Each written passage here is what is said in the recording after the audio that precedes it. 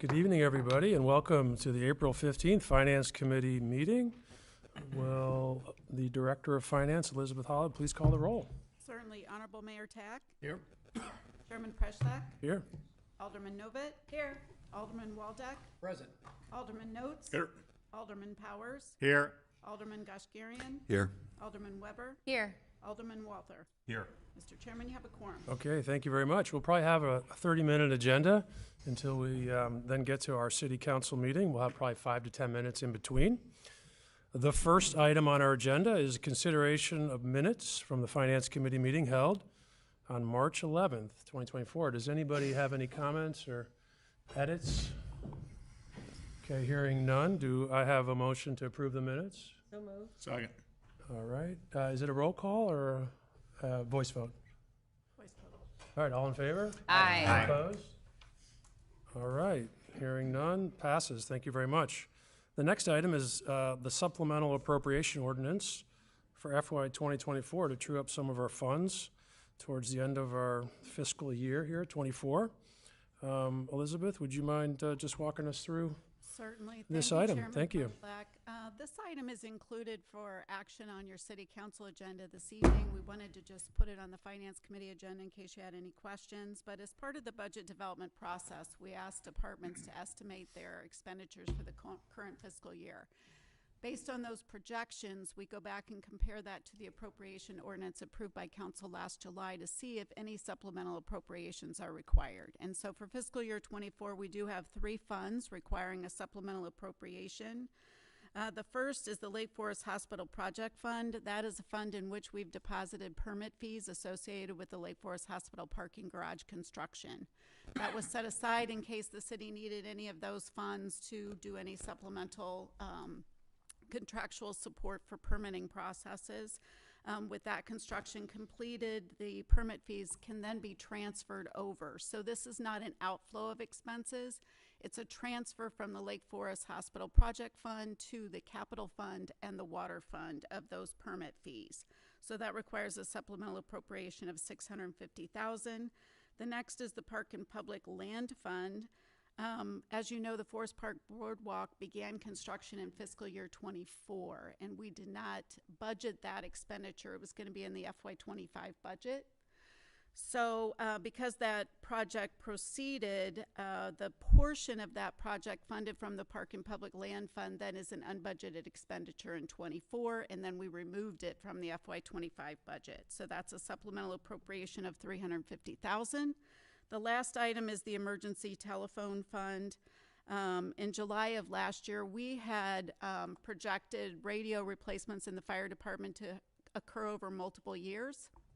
But because the fire department is anticipating potentially moving to Starcom sooner than they anticipated, the council approved the purchase of all the radios at one time. And so that went over budget. And again, that reduces an expenditure in fiscal year 25 and 26. So that requires a supplemental appropriation of $35,000. So that supplemental appropriation ordinance is again on your City Council agenda for action this evening. I'll be happy to answer any questions. Elizabeth, I have one question. What exactly is the Emergency Telephone Fund, and what does it fund? Of course. Telephones, we don't use them anymore, so.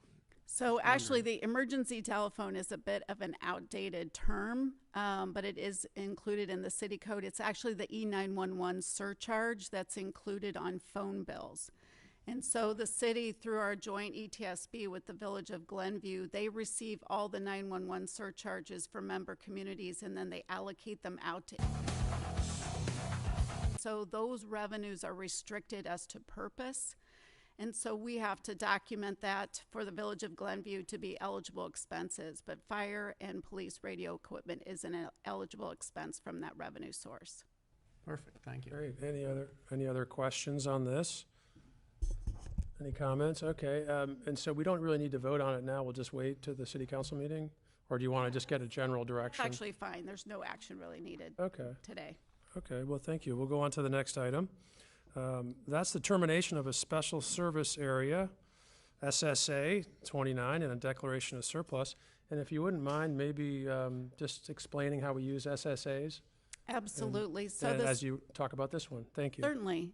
A special service area is a mechanism by which improvements to designated properties can be assessed on the property tax bill for the benefiting properties alone. And so the city has used special service areas to provide benefits to a contiguous, smaller portion of the city. And then we adopt the special service area ordinance with a special tax roll that then allows for those amounts or that apportionment of the cost to the tax bills to the benefiting property owners.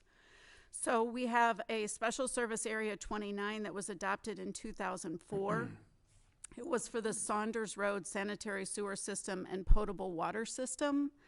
And so 16 properties included in that special service area have paid annual assessments as part of their property tax bills for 20 years. And the cost of the initial project was financed by a loan with the Lake Forest Bank and Trust. So each year, the assessments on the 16 properties then paid the annual debt service on the loan to Lake Forest Bank and Trust. The final assessment for those properties was the 22 levy collected in 23, and the final debt service payment was made in December of 2023. So all activity has been closed out. We have a small amount remaining in the fund of $15,982.72. So we are now able to terminate that by ordinance and rebate those dollars back to the 16 property owners on a prorated basis of their current assessed value. So we just wanted to provide an introduction. You may recall we did closeouts for SSA 25 and 26 last year at this time. This was just a special service area that was 1 year later than 25 and 26. So we're happy to answer any questions regarding this, but with the Finance Committee's concurrence, we'll bring this ordinance to the City Council agenda on May 6th. Okay, any questions on SSA structures or this one in particular? Okay, hearing none. That's great. We'll look forward to seeing that on the 6th. Okay, our next item is other business. These are items that are just for informational purposes. There's no action required. There are a couple exceptions on some fees that have been waived that used to be part of our flash report, but now that we've automated it, they're no longer on there. Any questions on those three items from any of the aldermen? No? Okay.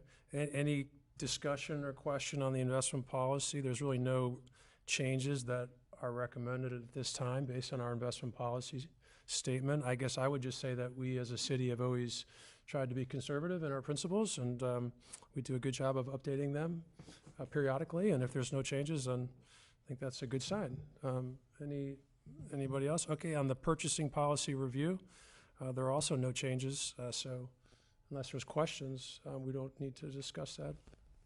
Anyone okay? All right. Okay, next item is opportunity for the public to address the Finance Committee. Are there anybody here tonight that would like to address the Finance Committee on any topic? Okay, hearing none. Do I have a motion for an adjournment? So moved. Seconded? Second. All in favor? Aye. Aye. Aye. All right. Thank you. 7 minutes, nice.